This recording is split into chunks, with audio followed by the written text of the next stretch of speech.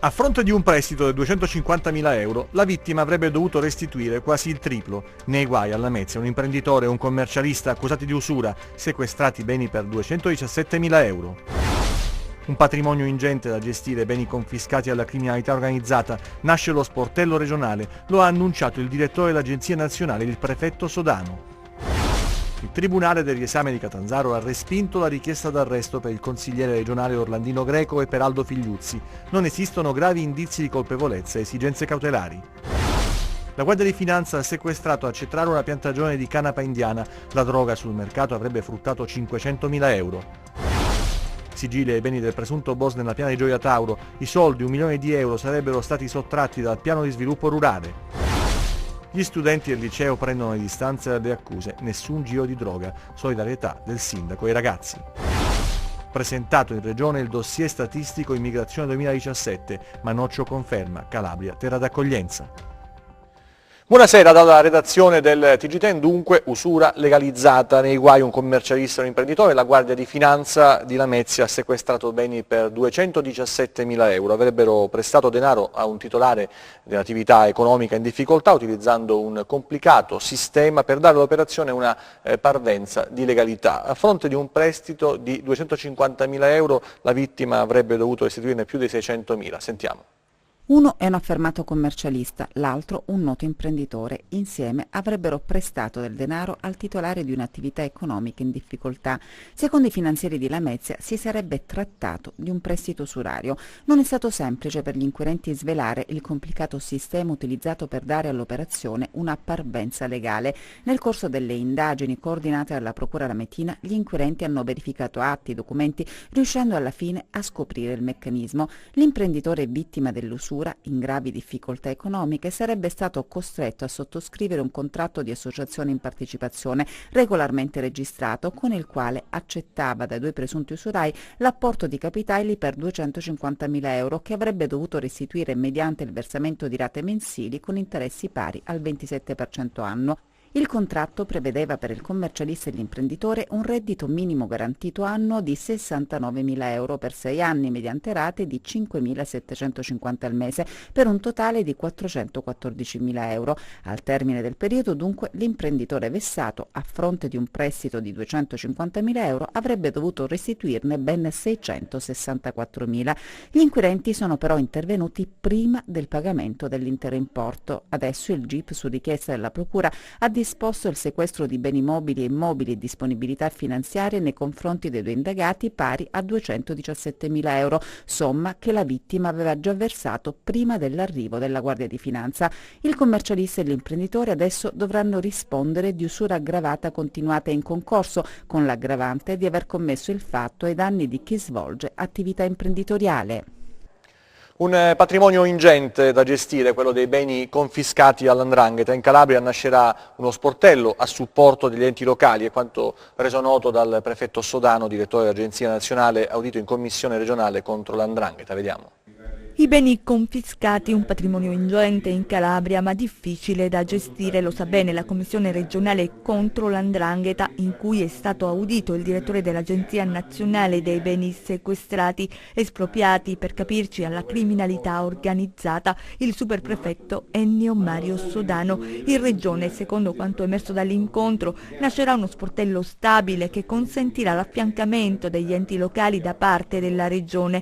Ma quanti sono i beni confiscati? Noi parliamo di 28.000 beni immobili, di 8.000 già confiscati, a questi vanno aggiunti le aziende e i beni mobili, quindi un patrimonio inestimabile. Ecco, mai come in questo momento, anche alla luce della nuova normativa che è stata approvata con la modifica del codice antimafia e quindi con strumenti concreti messi in campo dal legislatore nazionale e che sono ripresi anche dal legislatore regionale, non appena approveremo la legge anti-'ndrangheta a gennaio con l'approvazione del bilancio, ci sono misure molto concrete che dimostrano come questo patrimonio, immenso patrimonio, che è un patrimonio economico ma soprattutto un patrimonio culturale. Altro risultato concreto della riunione è la collaborazione dell'Agenzia nel processo di formazione dei dipendenti degli enti locali, il coinvolgimento di sindaci e funzionari amministrativi come previsto dalle nuove norme del codice antimafia e l'opportunità di accesso ai fondi stanziati proprio per questo obiettivo. La nostra capacità di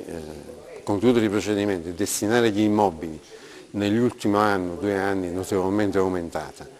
A questo ha fatto riscontro molto spesso, e anche in Regione Calabria, un impegno rinnovato delle regioni, con molte delle quali hanno stipulato protocolli alla Regione Calabria e fra queste, e si tratta di fare sinergia fra tutti gli enti. Respinta dal Tribunale di Riesame la richiesta di arresto per il consigliere regionale Orlandino Greco e per l'ex consigliere provinciale Aldo Figliuzzi. Sentiamo. Il Tribunale del Riesame di Catanzaro ha respinto la richiesta di arresto per il consigliere regionale Orlandino Greco e per l'ex consigliere provinciale Aldo Figliuzzi. Per entrambi non sussistono gravi indizi di colpevolezza né esigenze cautelari in merito all'indagine che li vede coinvolti, condotta dalla DDA di Catanzaro. L'inchiesta prende spunto dalle dichiarazioni di alcuni collaboratori di giustizia che avrebbero parlato dei rapporti tra i 2 rappresentanti politici e i componenti del clan di Michele Bruni, volti a ottenere appoggio elettorale per le amministrative del 2003 e del 2008. La DDA, tramite il pubblico ministero Pierpaolo Bruni, aveva chiesto l'arresto con l'accusa di corruzione elettorale e voto di scambio politico-mafioso, richiesta rigettata nel mese di dicembre 2016. È stato il procuratore Nicola Gratteri a sostenere la necessità della restrizione alla libertà per gli indagati, che oggi hanno ricevuto un'altra decisione a proprio favore dal Tribunale del Riesame, che ha stabilito l'insussistenza dei gravi indizi di colpevolezza e delle esigenze cautelari necessarie per applicare le misure richieste. Scoperta una piantagione di canapa indiana a Cetraro, siamo nel Cosentino, l'operazione della Guardia di Finanza, la droga immessa sul mercato avrebbe fruttato circa 500.000 euro, vediamo. Guardate con quanta amorevolezza annaffia e si prende cura delle piante di marijuana, forse perché è consapevole del tesoretto che ha in custodia, che immesso sul mercato avrebbe fruttato ben €500.000. Peccato però che l'occhio vigile delle fiamme gialle cosentine ha rovinato i piani del coltivatore di Cetraro, che è finito in manette in esecuzione di un'ordinanza di custodia cautelare emessa dal GIP del Tribunale di Paola su richiesta del procuratore Pierpaolo Bruni e del sostituto Teresa Valeria Grieco. I finanzieri del Comando Provinciale di Cosenza, dopo aver percorso una serie di ripidi sentieri della costiera tirrenica facendosi largo fra rovi e fitta vegetazione, hanno scoperto una piantagione di circa 100 piante di canapa indiana, aventi un'altezza di oltre 2 metri e peso superiore a 40 kg, curate e coltivate in vasi, occultati all'interno di un canneto in una zona impervia del comune di Cetraro. Dopo vari appostamenti e indagini scattate immediatamente ed effettuate sotto la direzione della Procura di Paola, sono state ricostruite le attività illecite, individuata una persona di Cetraro, responsabile della coltivazione e custodia del tesoro illegale. Le perquisizioni hanno inoltre permesso di rinvenire e sottoporre a sequestro ulteriore sostanza stupefacente, ma anche tutto l'occorrente per innaffiare le piante di canapa indiana. Prossimo servizio dedicato agli sviluppi dell'inchiesta denominata Provvidenza, vediamo. La Procura Antimafia di Reggio Calabria ha chiesto il rinvio a giudizio dei 30 indagati finiti nell'inchiesta Provvidenza, maxi operazione contro il potente clan dei Piromalli di Gioia Tauro. La notizia è trapelata ieri, anche se la richiesta formulata dai sostituti procuratori Giulia Pantano e Roberto Di Palma è datata 17 ottobre. La fissazione dell'udienza preliminare dovrebbe arrivare dopo il 2 novembre. Associazione mafiosa, intestazione fittizia di beni, traffico internazionale di stupefacente e una serie di altri reati, tutti aggravati dalle modalità mafiose, sono le accuse mosse a vario titolo ai 30 indagati per i quali la DDA ha chiesto il rinvio a giudizio. L'operazione Provvidenza, divisa in 2 tranche, è stata eseguita dai carabinieri del ROS di Reggio Calabria. L'inchiesta gira sulla figura di Antonio Piromalli, 45enne, figlio del boss Pino, detto Facciazza, da 20 anni obbligato al carcere duro, ma sempre al centro del progetto criminale della cosca. Il giovane Piromalli si sarebbe trasferito a Milano proprio per volere del padre, al fine di abbassare l'attenzione degli investigatori dell'antimafia sul clan. Nel capoluogo lombardo, Piromalli ha istituito la sua nuova base operativa. I nuovi business lo portano fino alla grande distribuzione degli Stati Uniti, dove avrebbe rifilato olio di Sansa spacciandolo per extravergine d'oliva. Ma gli affari di Antonio Piromalli non prevedono confini: ortofrutta, edilizia, turismo, centri commerciali in Italia, negli Stati Uniti, in Romania e in Francia. Nuovi affari, sostengono dall'antimafia, usati anche per ripulire soldi sporchi. Una confisca è arrivata a Rizziconi, 1 milione di euro, l'uomo in questione avrebbe sottratto le risorse dal piano di sviluppo rurale. Beni immobili, il cui valore ammonta complessivamente ad oltre 1 milione di euro, sono stati confiscati a Giuseppe Crea, 39 anni di Rizziconi, figlio di Teodoro, indicato come capo indiscusso dell'omonimo clan operante nella piana di Gioia Tauro e arrestato nel 2016 dopo una lunghissima latitanza. Si tratta dell'ennesimo attacco che va a segno da parte della Polizia di Stato agli interessi criminali dell''ndrangheta con l'aggressione ai patrimoni illeciti e di dubbia provenienza nella disponibilità degli esponenti della cosca. Il Tribunale di Reggio Calabria, sezione misure di prevenzione, ha disposto la confisca dei beni su proposta del questore Raffaele Grassi a conclusione di una lunga e articolata attività finalizzata agli accertamenti di natura patrimoniale eseguita dagli investigatori della divisione Pulizia Anticrimine della Questura Reggina, dalla quale sono emersi elementi valsi a confermare i sospetti che quello che viene considerato un vero e proprio tesoro della famiglia Crea era frutto e conseguenza di indiscutibili attività illecite legate in particolare ad azioni criminose. Gli accertamenti disposti nei confronti della famiglia Crea hanno rappresentato la naturale evoluzione di specifiche indagini condotte dalla squadra mobile di Reggio Calabria e coordinate dalla Direzione Distrettuale Antimafia di Reggio, a conclusione delle quali nell'aprile del 2014 era stata data esecuzione ad un'ordinanza emessa dal GIP di Reggio Calabria, con la quale erano state disposte nei confronti di 16 persone, quasi tutti di Rizziconi, le misure della custodia cautelare in carcere o degli arresti domiciliari per i delitti riguardanti associazione di stampo mafioso, estorsione aggravata, intestazione fittizia di beni e truffa ai danni della Comunità Europea. È il momento del nostro diario di bordo, vediamo.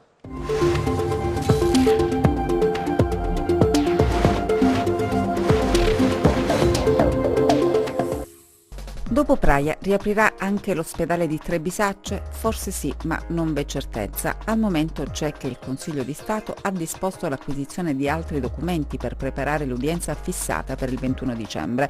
Filtra cauto ottimismo, vedremo. Intanto Cosenza aspetta di sapere qualcosa in più sul nuovo ospedale dopo gli annunci, le conferenze stampa e gli impegni assunti. C'è da capire dove ubicare la futura struttura sanitaria. Le ipotesi in campo sono 3 e tra queste il sito di Vagliolise. A tal proposito è nato un comitato per spingere in questa direzione e i promotori hanno chiesto un incontro con il presidente Oliverio. Momenti di forte tensione a Cassano per la ventilata ipotesi di scioglimento per infiltrazioni mafiose. Ebbene, il Consiglio Comunale ne discuterà domani con una relazione del sindaco Gianni Papasso, il quale si dice convinto del fatto che non ci sarà alcun provvedimento penalizzante per il municipio. Argomento fusioni: dopo Corigliano Rossano in Calabria si discute della possibilità di accorpare più realtà. A Vibo, per esempio, prende corpo l'idea di aprire il capitolo per rendere possibile l'unione di comuni che coinvolge Vibo e le aree limitrofe. A Cosenza si infiamma il dibattito politico dopo la notizia che il comune ha deciso di dedicare una strada a Giorgio Almirante. Il PD e Rifondazione attaccano e l'assessore Caruso, promotore dell'iniziativa, replica, ma l'argomento sembra non interessare più di tanto i cittadini che evidentemente hanno altro a cui pensare e prestare attenzione. A Rende i commercianti polemizzano con il sindaco Manna per l'istituzione dell'isola pedonale di Commenda. Ha avviato una raccolta di firme per dire no al provvedimento che, scrivono i commercianti, ci penalizza fortemente. Ci spostiamo adesso a Vibo, dove gli studenti del liceo si difendono, la nostra scuola dicono è pulita, non c'è droga e ricevono anche la solidarietà del sindaco. Un'indagine della squadra mobile di Vibo Valenza che scopre un gruppo di giovani coinvolto nel consumo e nello spaccio di droga, un'intercettazione che spiega come quel gruppo puntasse sul liceo classico per allargare i propri affari ed una lettura distorta che trasforma gli studenti liceali da vittime designate ad epicentro dello spaccio, una miscela denigratoria contro la quale gli stessi studenti del liceo classico Michele Morelli si ribellano per ribadire la realtà di quello che sono e vogliono essere. E così stamattina hanno voluto sfilare lungo le principali vie della città per gridare la loro rabbia e presentarsi all'opinione pubblica vibonese per come realmente sono. Io mi sono sentito, come anche tutti gli alunni del liceo classico, offeso e per questo oggi ci impegneremo a far capire ai cittadini vibonesi che noi siamo un liceo classico e non un centro di spaccio. Il nostro scopo qui è manifestare alla opinione pubblica, che è il più grande media esistente, che noi anzi lottiamo per la legalità. Che cosa vi ha ferito di più in questa vicenda? Il modo di reagire della cittadinanza, che si è subito dimostrata pronta a credere che un'intera scuola potesse prendere parte a questo tipo di cose. La pacifica manifestazione si è conclusa in Piazza Municipio, luogo abituale del ritrovo per i ragazzi vibonesi, dove sono stati raggiunti dal sindaco che li ha voluti incontrare, apprezzando il gesto ed il messaggio che hanno voluto comunicare alla città. Hanno voglia di dimostrare che assolutamente non è una situazione che coinvolge l'intera scuola. Tant'è vero che da me sono venuto a chiedere che possa il comune mettere una videosorveglianza, la videosorveglianza, in maniera tale da eliminare questa storia che ormai circola nell'ambito della città. Non è che la storia di un liceo classico come il Morelli possa essere improvvisamente cancellata per effetto di qualcheduno dei ragazzi che fa uso di droga, non può essere cancellata. Presentato a Catanzaro il dossier statistico sull'immigrazione 2017, Giovanni Manoccio, che è il delegato per l'immigrazione della Regione Calabria, conferma la nostra regione è una terra d'accoglienza. Vediamo.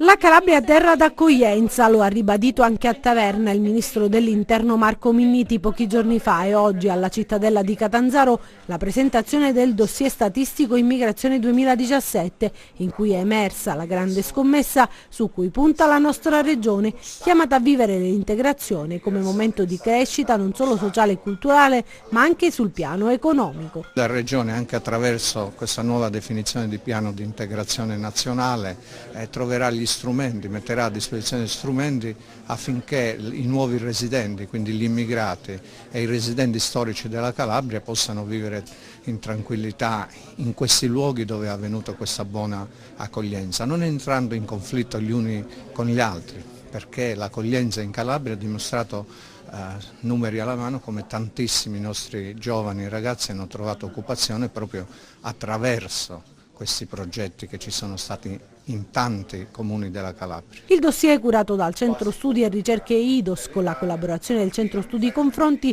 scatta un'istantanea di tutte le regioni e fornisce un dato rilevante, con un contesto che va continuamente modificandosi, in cui gli immigrati e i loro figli assumono una rilevanza sempre maggiore dal punto di vista demografico, economico, occupazionale e socioculturale. Il flusso migratorio non è completamente arrestato, ma direi che si è notevolmente ridotto, quindi in Calabria non parlerei di emergenza, ma di attività ormai ordinaria di controllo. Per la prima volta la Calabria ha un numero di immigrati che supera la soglia dei 100.000 e l'80% di questi è in età attiva. Tra 50 anni, fa sapere l'Istat, un terzo della popolazione italiana sarà di origine straniera. Un dato interessante è il calo dell'incidenza delle donne. Oggi sono poco più dello 0,07% in più rispetto agli uomini. Quindi si parlava di femminizzazione del fenomeno, ma oggi non ne possiamo più parlare. Quindi sarà interessante seguire l'analisi per genere nei prossimi anni. Adesso i nostri 100 secondi di cronaca. Quella che vedete è la fogna a cielo aperto che scorre nei pressi del nosocomio Annunziata di Cosenza in via Migliori. Le immagini inviate da alcuni telespettatori che lamentano un olezzo nauseabondo e la mancanza di interventi nonostante le sollecitazioni più volte fatte pervenire al Comune Bruzio. Oltre 2.000 prodotti contraffatti di vario genere, fra capi d'abbigliamento, scarpe, borse, accessori, orologi, ma anche CD e DVD illecitamente prodotti, tutti con marchi delle principali GRIF, sono stati sequestrati a Bovalino dalla Guardia di Finanza, che ha denunciato 10 venditori ambulanti, 8 stranieri e 2 italiani. I prodotti erano posti in vendita nell'area mercatale del comune dello Ionio Reggino. I militari hanno inoltre individuato uno straniero senza permesso di soggiorno. Nascondeva in casa una pistola 7,65 con numerose cartucce. Un pensionato di 76 anni con precedenti di polizia è stato arrestato al posto dei domiciliari dei carabinieri del nucleo radiomobile di Reggio Calabria con l'accusa di detenzione illegale di armi. I militari hanno rinvenuto l'arma avvolta in un panno e nascosta sul terrazzo dell'abitazione. 3 DASPO urbani sono stati emessi dal questore di Reggio Calabria Raffaele Grassi nei confronti di 3 prostitute straniere. I provvedimenti sono stati adottati per contrastare il fenomeno in ossequio alle indicazioni normative contenute nel recente decreto Minniti. C'è un altro arresto avvenuto a Lamezia, un dipendente delle Poste del centro di meccanizzazione che aveva il brutto vizio di scartare i pacchetti per rubare il contenuto. È stato arrestato. Libriamoci in regione, studenti da tutta la Calabria nel Palazzo Regionale per la Kermesse dedicata alla lettura. No, non siamo in una delle tante scuole calabresi che hanno aderito a Libriamoci, la kermesse nazionale che avvicina scrittori e lettori. Noi bambini che vedete impegnati con la lettura si trovano a Catanzaro nella cittadella regionale. Le stanze in cui sono protagonisti di solito atti e documenti hanno lasciato spazio ai piccoli e voluto dare un segnale importante, quello cioè delle istituzioni che per prime danno il buon esempio. È un messaggio simbolico, una serata simbolica dove davvero penso che l'esempio potrà essere l'attrattore principale per le nostre giovanissime generazioni. Ci sono dei bambini molto piccoli delle scuole calabresi, anche dei ragazzi delle scuole superiori, abbiamo dei lettori provenienti dal mondo della politica, il consigliere regionale Arturo Bova, provenienti dalle scuole, il professore Massimo Eritano che è anche molto operativo con Amica Sofia, la Lega delle Cooperative e Case di Nilla rappresentate da Giancarlo Rafele, editori, librai, di tutto. Ci sono veramente una presenza composta, allietata anche da Francesca Pressia, che è la nostra cantautrice qui di Catanzaro, ormai famosa in tutta la Calabria. È una serata per questo positiva, perché ci carichiamo della responsabilità che ognuno di noi deve avere quotidianamente, chi rappresenta le istituzioni, di essere davvero un buon esempio per i nostri giovani. C'è una notizia, morto Michele Stramandino, l'operaio forestale che era caduto nella frazione Longobardi di Vibo, Valencia, cadendo dall'albero che stava potando. Era caduto nella giornata di lunedì, l'operaio forestale ha 62 anni, le sue condizioni si sono peggiorate progressivamente fino al decesso avvenuto oggi pomeriggio. Parliamo adesso di alimentazione con il quarto convegno Gift Sud Italia che si è svolto a Rende presso l'Hotel San Francesco. Quante volte abbiamo sentito amici e parenti che hanno iniziato la dieta non portandola però a termine. In tanti, troppi, abbandonano prima ancora di iniziare, forse perché non sono pronti dal punto di vista psicologico a voler perdere davvero peso.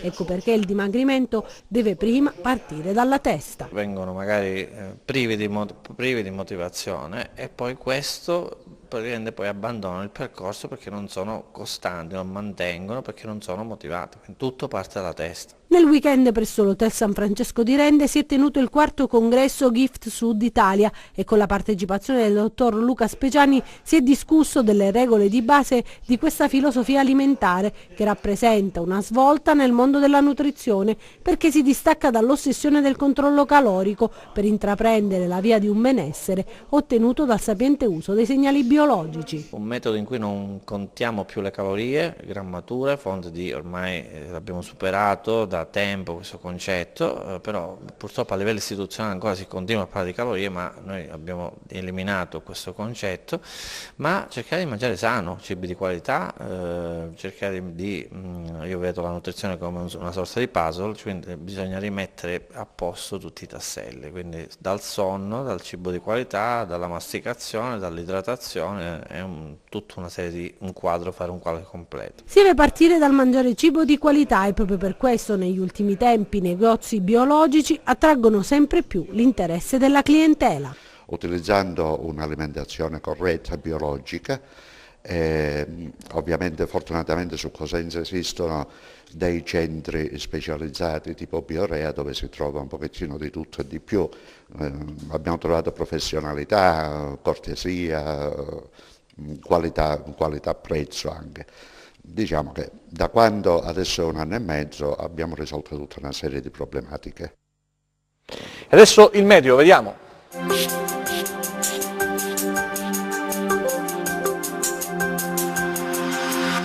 Ben ritrovati da meteoincalabria.it. Nelle prossime ore tempo in miglioramento e temperature in aumento grazie al ritorno sul Mediterraneo di una vasta struttura anticiclonica. Vediamo quindi le mappe per la nostra regione. Domani ancora bel tempo ovunque, con temperature in ulteriore lieve aumento. Analizziamo ora lo stato di mari e venti.